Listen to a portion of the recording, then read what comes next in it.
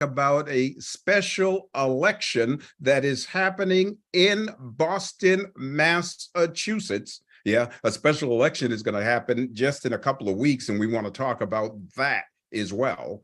But first things first, let me get to this whole situation in Alabama. I know it has been covered ad nauseum across the internet. Everyone is playing the recordings that have happened by Black folks that were recording an incident that occurred where a Black man, actually who works for the lack of a better word, a facility that actually brings out and brings in boats and all sorts of other machinery, I guess we'll call it, boats, brings in boats, lets out boats into this area in Birmingham, not in Birmingham, sorry, in Alabama. And here's the deal. This is the challenge, my good friends, is that Black folks seem to be sick and tired of being sick and tired. Yeah, I said it. We're sick and tired of being sick and tired. And I just watched a video and I want to share it with you. I apologize for, I apologize for the graphic nature of this video. And by the way, it's a compilation of videos of what happened in the great state of Birmingham and the fact that African Americans have gone and grown sick and tired of being sick and tired of the abuse at the hands of others. And the others happen to be, sadly, bigots or racists that would want to attack a Black man. And guess what? The Black community in Birmingham were not having any of it. Roll the tape. And by the way, I'm going to put some sound on. I think you'll be able to hear the sound. If you're not, I apologize, but watch the video. I'm going to share it on my screen, and hopefully you're able to see the video. Hopefully you're able to see the video. Let's see if I can share this video with you, because I think in many ways it's pretty interesting what you're going to see.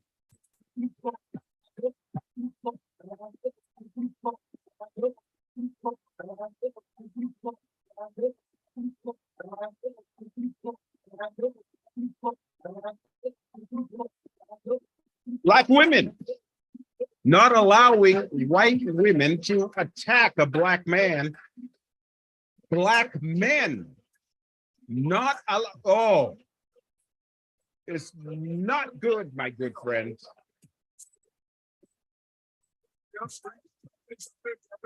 Walk up in this day of faith, throwing up all the back, these all discriminate pain from they know from where we started, we making the boat. Ain't no game up in this thing.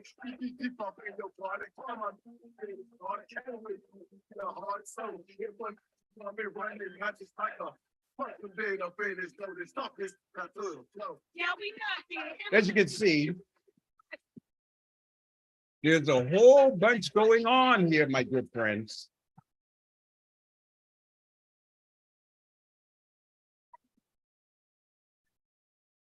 The pain, even folks jumping in the water. Police officers attempting to control the situation.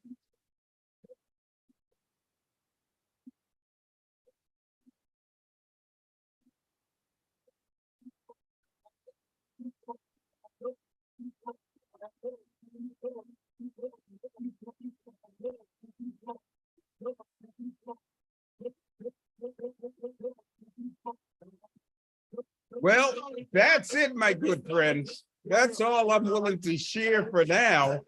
You've seen it. You've seen it, my good friends. You've seen it.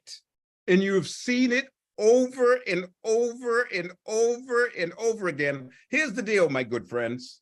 Were Black people right? Were Black people right for not allowing this situation to occur?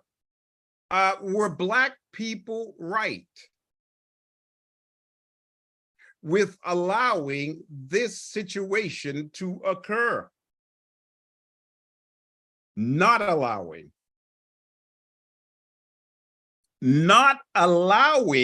the situation to occur in Alabama, and they came close to almost a riot. Yeah, I'm going to call it that. It came close to a riot, my good friends.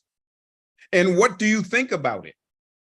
What do you think about it? This is All Things Black Politics, live here from Washington, D.C. I'm your host, Leon Rock, and I want to talk about this particular issue because it's critically important to the African-American community, not only in the U.S., but around the world. People were watching this video saying in many ways, and this is not to, by the way, no one loves violence. No one likes violence. Violence is not nice, my good friends. It's not nice. But in certain situations, my good friends, there has to be something done. And when police are not available, guess what? We got to do something in a different way. We got to do something in a different way, my good friends. And it was done in a different way. Black folks began to, yes, defend other Black folks. And that's what I think is going on in the African-American community. You've seen the memes. You've seen the essentially revisiting of the videos. You've seen all the conversation in the African-American media about this particular issue. And are we right? Is the Black community right in celebrating what occurred? Should we celebrate violence? That's the question, my good friends. Should we celebrate violence? I'm asking that because it's an important conversation and an important question that needs to be addressed. Should we be celebrating violence? This is Leon Rock, and this is All Things Black Politics. You can actually, let me put it on, what side of it? Right there, right there. I got to get it right there. Call-in number 301-715. There's another number, but you can call in. Actually, it's on the Facebook page. My Facebook page has the link to this broadcast and how to call in. So go to my Facebook page and call in. Please, we want to hear from you and what you are thinking about this event. What are you thinking about this event? You know the number. Call in. And actually, if you don't know the number, call into the broadcast studios at All Things Black Politics. I'm sure they'll give you the information to be able to reach us. We're going to talk about this, and we're going to also talk about the whole issue, of the new election coming up, a special election, which a whole bunch of Black folks don't know about.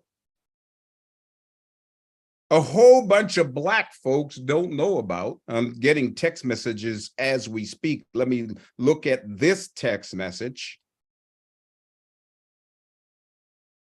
And that's a pretty interesting comment. And yeah, I like your comment, but please call in to share your comment about the challenge here. And one listener is actually saying that the violence was appropriate. One listener is saying that the violence was appropriate.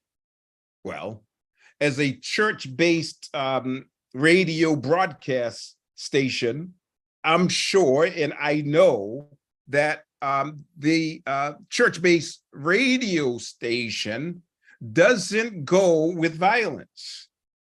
I don't go with violence. I'm not, well, many years ago, maybe, just maybe, as a teenager, I would have been jumping into the fray.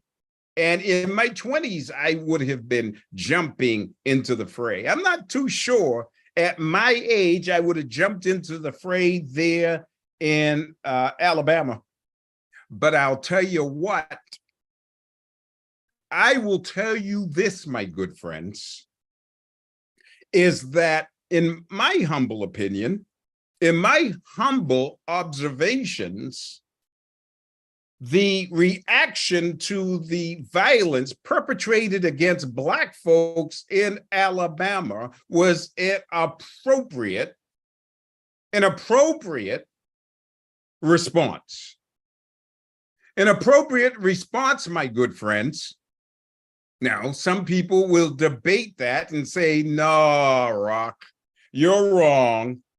That type of interaction was not appropriate for the time, for what occurred, for what happened. Well, I'm not too sure about that. This is All Things Black Politics. This is Leon Rock, and I'm talking to you about the situation that occurred, yes, in Alabama this week. I think it was this week or this weekend. I think it was this week or this weekend that that situation occurred, my good friends. And the question is, was it an appropriate response? Was the level of response appropriate for what occurred in Birmingham, not Birmingham, why do I keep on saying Birmingham? In Alabama.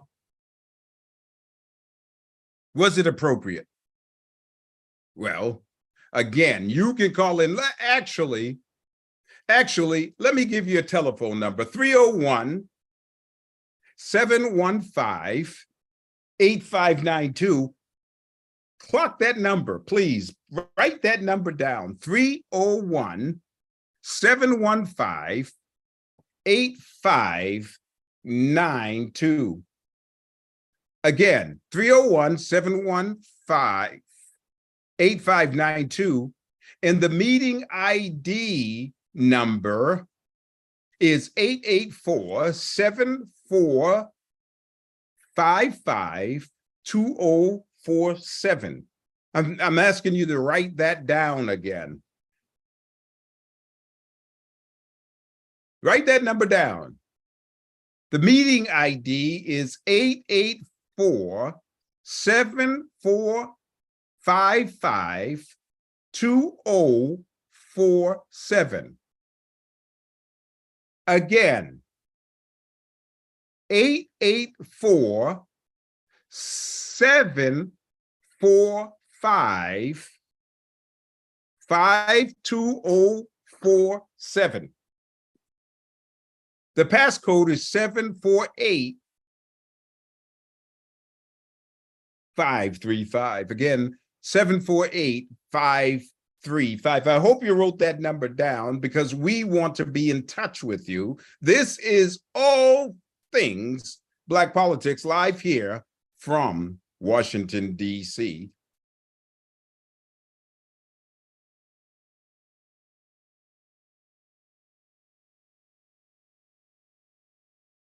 And so getting some technical difficulties resolved, but I'm so glad that you're here. to talk live here on All Things Black Politics. And again, we're talking about what happened in Alabama. What happened in Alabama, my good friends? Well, let's take a look at that video again. I'll tell you, that video, if you look at it, and I'm hoping that you are able to see this video, but this video right here, this video, in many ways, shocked the nation, but it didn't shock Black people. Actually, Black people were celebrating, in many ways, the response of Black men and Black women who had come to the aid of a Black man. Let me share the video again, because I think it's insightful. Hopefully you will be able to see it. And I have to excuse.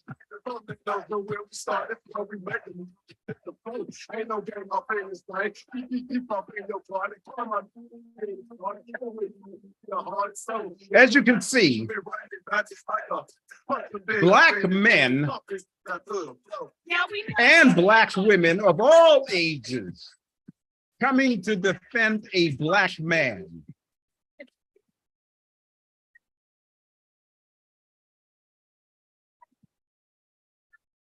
By the way, the people that you see that are not African American, other than the police officers, were the perpetrators of the violence.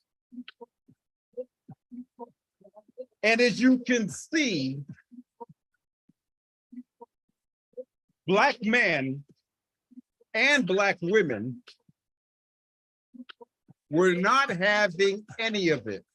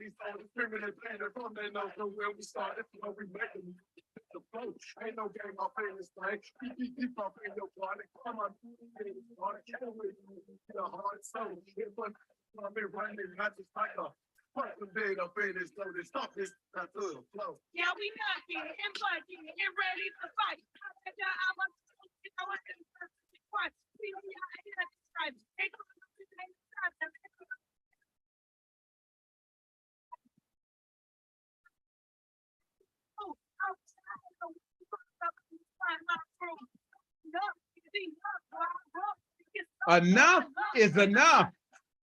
That's what the video is saying. Enough is enough. That's what the radio was saying. Enough is enough. That's what the folks are saying in this situation. Enough is enough. Why is it that all the memes in the African American community are supportive of what occurred? Are supportive of what occurred?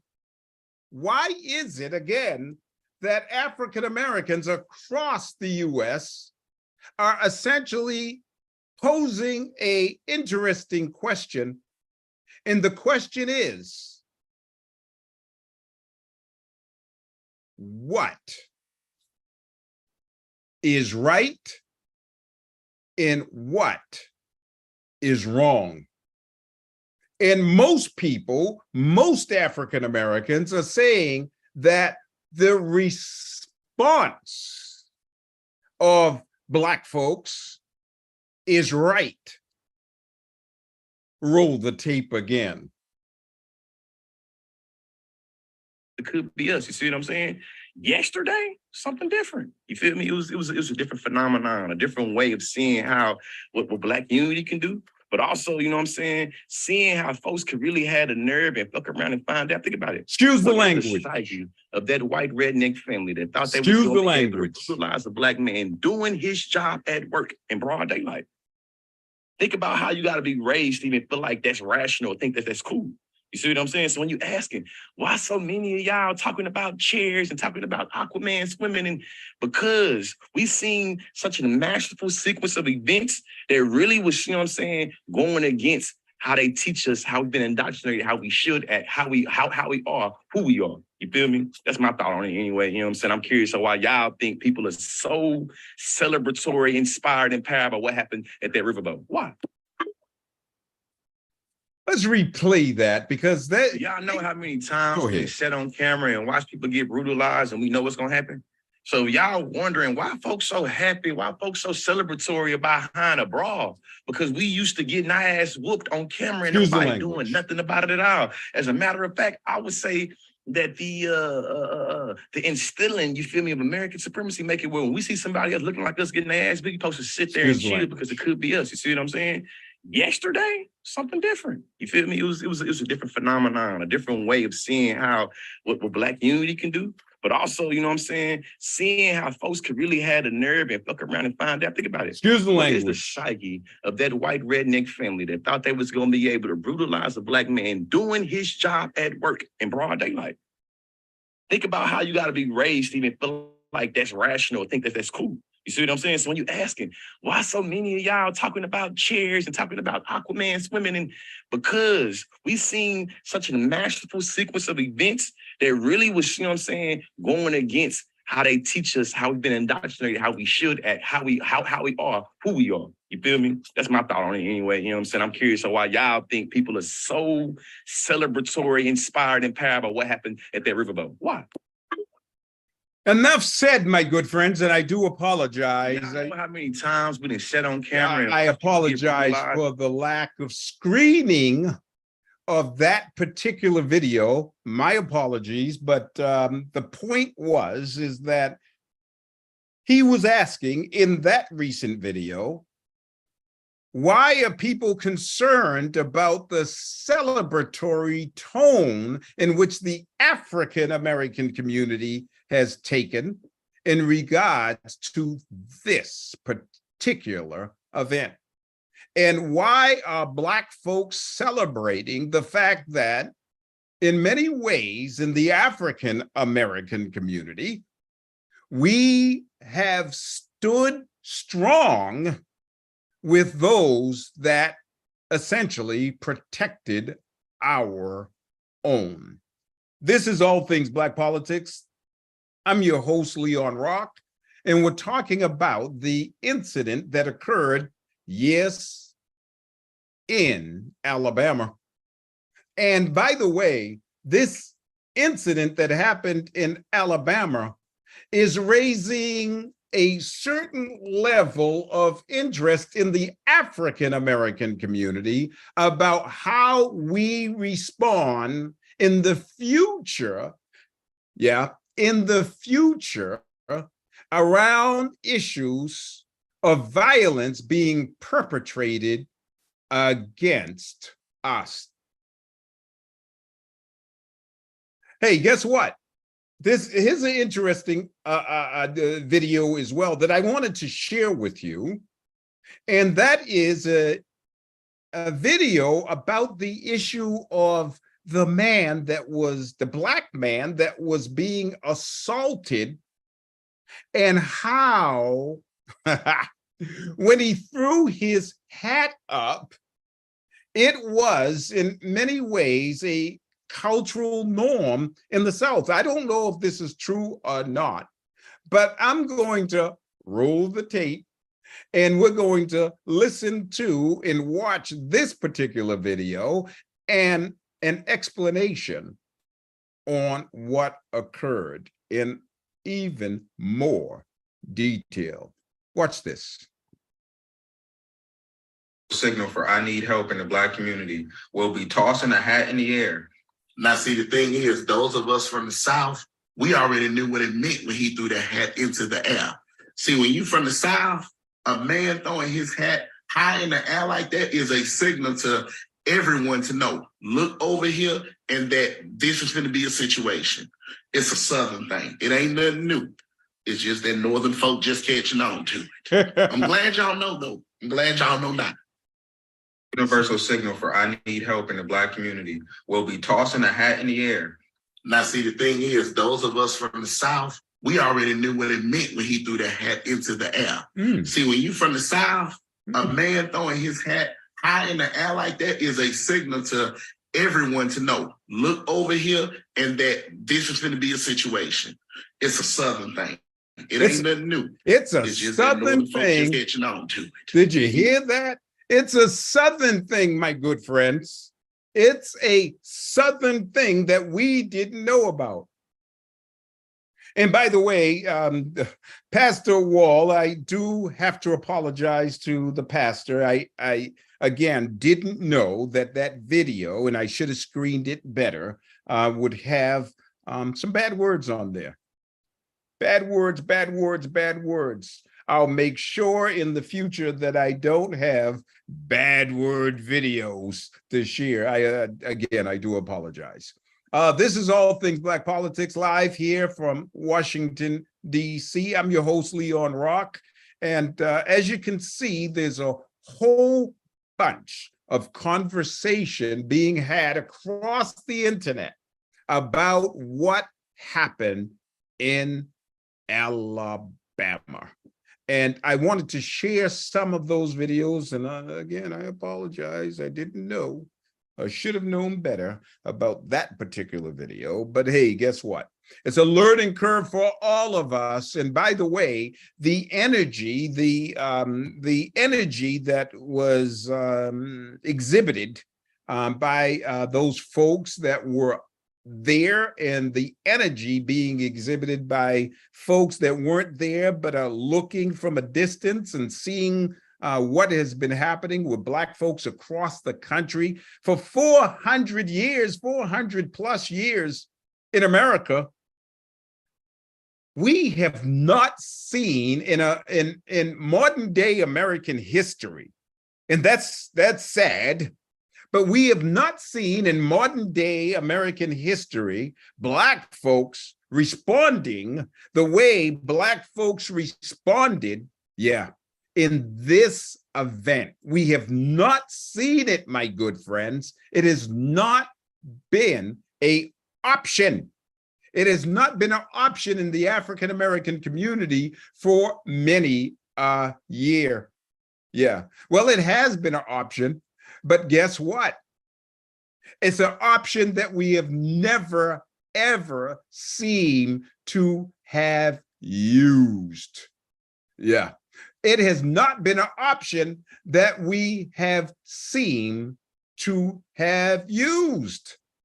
So what happened that caused us to believe that this option was important? Well, I have to say, with all due respect to all that won't see it my way or won't see it in a way that other Black folks have seen it in this day, in this time, well, let's look at what a great leader of the past said about situations like this. Who am I referring to? Well, someone that grew up in Roxbury, a very famous man, said at one time, and I'm going to quote him, and I'm sure you can appreciate this quote. And this quote comes from none other than, yes, El Hajj Malik Shabazz, also known as Malcolm X. Well, here's what Malcolm X said some time ago. And I'm going to quote him, "The history of unpunished violence against our people clearly indicates that we must be prepared to defend ourselves, or we will continue to be a defenseless people at the mercy of a ruthless and violent racist mob. Did you hear me? I'm going to quote it again because we need to dissect that comment that Malcolm X made back in the 1960s when he was forming the Organization of African Unity. Yeah. He said, and I'm going to quote him again, and it's particularly important that we hear these words. And actually, as a backdrop, remember the violence that was being perpetrated by a white mob against a Black man in Alabama. I'm going to quote him again, Malcolm X, and dissect it, if you don't mind, with me. The history of unpunished violence. And by the way, America does have a history of unpunished violence against Black folks. Oh, you know it better than I do. You've seen it in Boston, Massachusetts, and places across the US. Oh, you remember school desegregation, right? You remember busing, right? A history of unpunished violence. You remember the rapes and murders that have occurred over a lifetime, generations of African Americans raped and murdered in this country, unpunished violence against our people. So let's go back to the quote. The history of unpunished violence against our people clearly indicates that we must be prepared. Now, hold on, and wait a minute. Malcolm was talking about this particular situation to us in the 1960s. We must be prepared to defend ourselves. Well, when you saw that one brother run down that plankway and all those brothers and sisters that followed, it was like they were reading this quote or this message from Malcolm X. We must be prepared to defend ourselves. And that's all that they were doing, was defending ourselves, defending Black people. And I'm going to quote Malcolm again in this quote that he gave as he was creating a new organization, leaving the Muslim organization, the Nation of Islam, and creating his organization of African Unity Organization. He indicated that we need to be prepared to defend ourselves, or, as he stated, Malcolm X, or we will continue to be a defenseless people at the mercy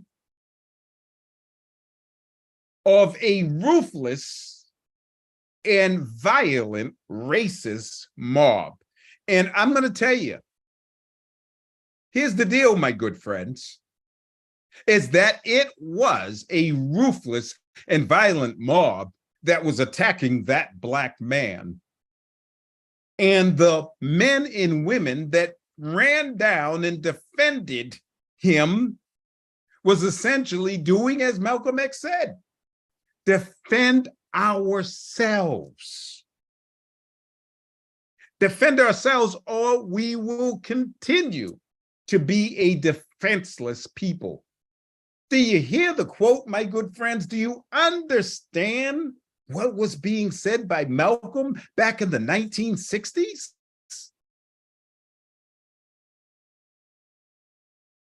Or we will continue to be a defenseless people at the mercy of a mercy of a ruthless and violent racist mob. Yeah, we dissected it. This is All Things Black Politics. I'm your host, Leon Rock, and we're talking about the incident that occurred, I guess it's going to be unfortunate yet fortunate incident. Unfortunate because it was a racist mob that attacked a Black man who asked a group of whites to move their boat because it was preventing another boat from docking. Oh, by the way, I'm not sure if you've seen the other video, but the other video, and I'm not going to show it because I'm concerned that I don't want to put on a video that has any nasty words in it. But the bottom line is that this brother, a young brother, 16, 17, 18 years old, teenager, young brother, jumped off the boat that was waiting to be docked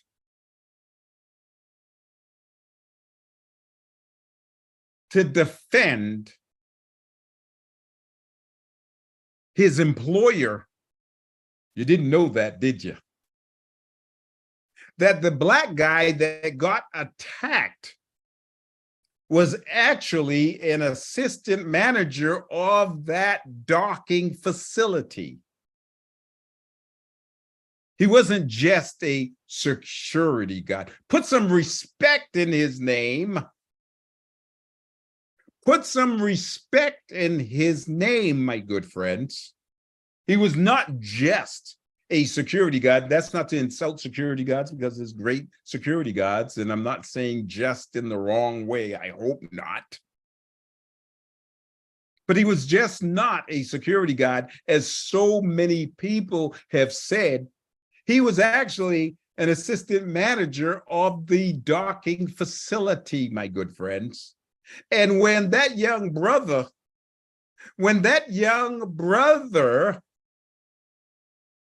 jumped in the water, and everybody's calling him Aquaman, because he jumped in the water, my good friends, to defend his, I guess, supervisor, his employer, Denerick Bird. Denerick Bird, my good friends. Denerick Bird. I appreciate him. Well, wait a minute. Let me restate that. Damian Pickett is the 56-year-old co-captain of Harriet Lane. I'm going to say it again. Damian Pickett is the 56-year-old co-captain of Harriet Lane. In Montgomery, Alabama, I say let's put some respect in his name, because he is, in many ways, to the African American community, a hero.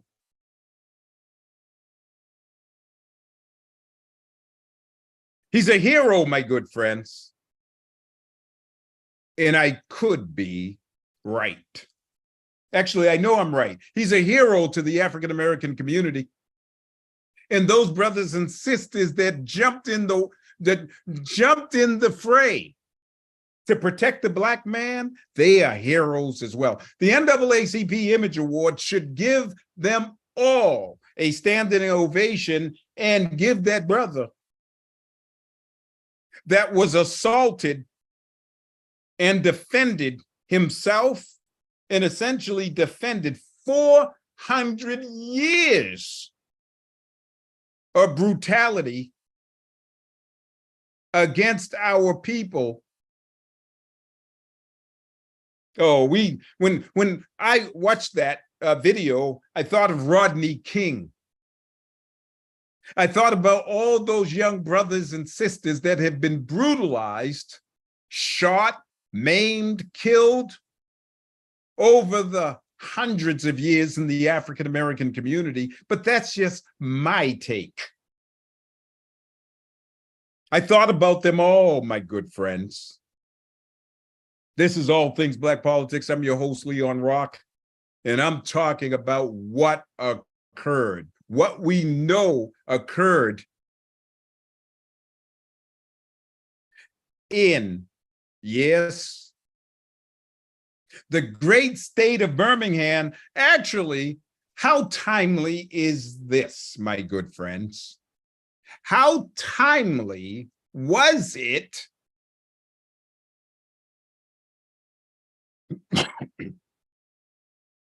that this situation happened in Montgomery, Alabama, where Martin Luther King and others led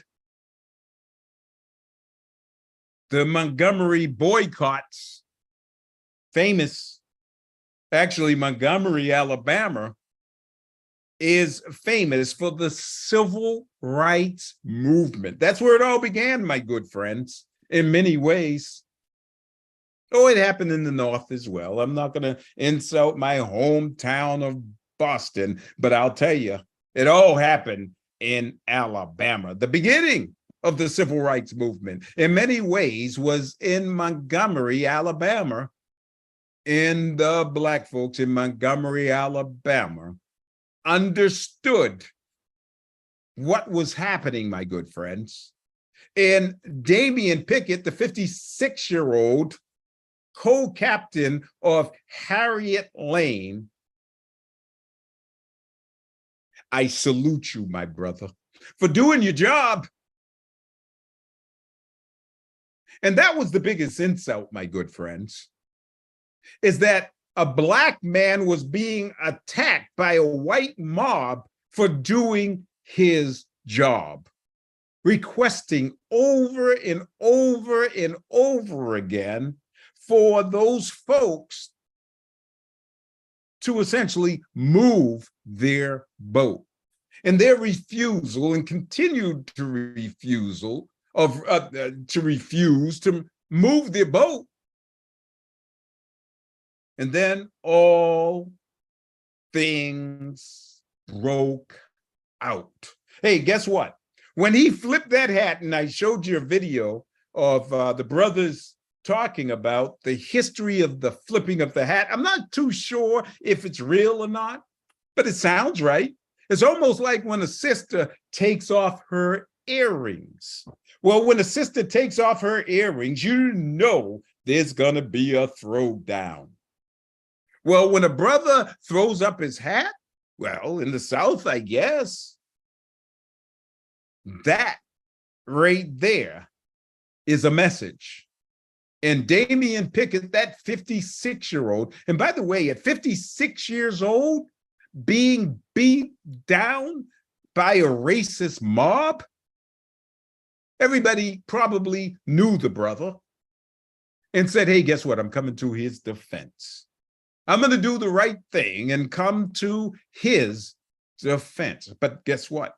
At 56 years old, he should not have to fight. He should not have to fight.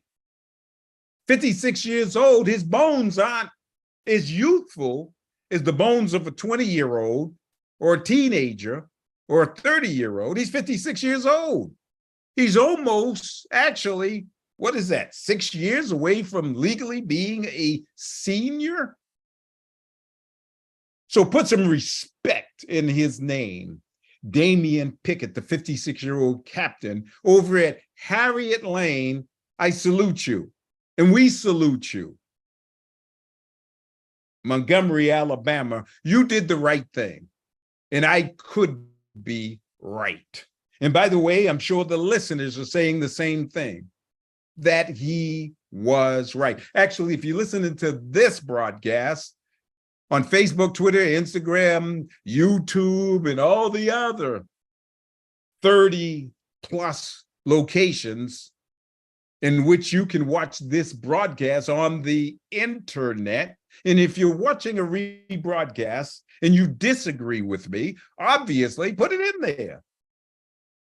But if you agree, put it in there as well. Make a comment. Make a comment, but particularly celebrate Damian Pickett, that 56-year-old co-captain at Harriet Lane over in Montgomery, Alabama. Celebrate him and celebrate the men and women that weren't going to take it anymore. This is All Things Black Politics. This is Leon Rock. Again, as you watch the videos, I have to say, and by the way, I want to say it again because it's so important, is that the videos, unfortunately, I kind of messed up. I didn't screen the video, and there's a couple of words in there that aren't so nice. But actually, that was one of the more cleaner videos, because across the internet, Black folks are saying, hey, guess what? Enough is enough. And the young people in particular, they're not communicating the way older generation Black folks would communicate. And they're saying some things that make your ears kind of wonder, am I hearing this? And I apologize for that. But watch the videos. I'm sure you'll find them insightful. You'll see how Black folks defended other Black folks, and I'm so glad that they did. I'm so glad that they did, my good friends. And I do have a question.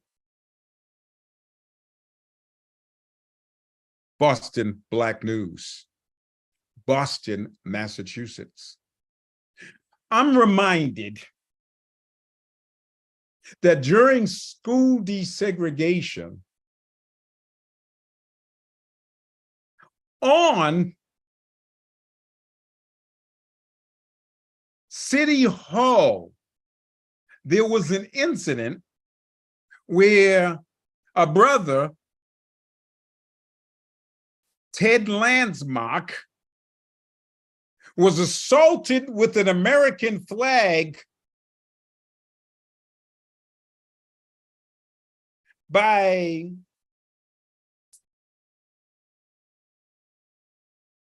a group of people. And I'm wondering, in many ways, if Black folks in Boston, if that happened on the port or on one of those dinghies in South Boston, if Black folks would have responded the same way. Or in Dorchester Bay, would Black folks respond the same way? That's a question. I'm not sure of the answer. This is All Things Black Politics live here from Washington, D.C.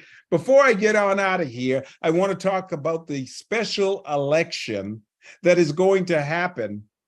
And the special election is on June 27th I believe, sorry, I apologize. There's a special election, a special municipal election. I stand corrected. It's July 25th. It's a special election for Ward 3, Precinct 5, 9, and 10, and 10A, Ward 4, Ward 5, Ward 10, and Ward 21. This is a special election to elect people to the Boston City Council. Look it up on, on the Boston Election Commission website. I think you'll find it interesting. Actually, in the next couple of days, next week, we're going to have a couple of people that are running for office, running for Boston City Council. And I know that's going to be an interesting topic as well. So that is it, my good friends. I think I covered everything with this whole issue of Alabama. And I have to say, and I got to say it again,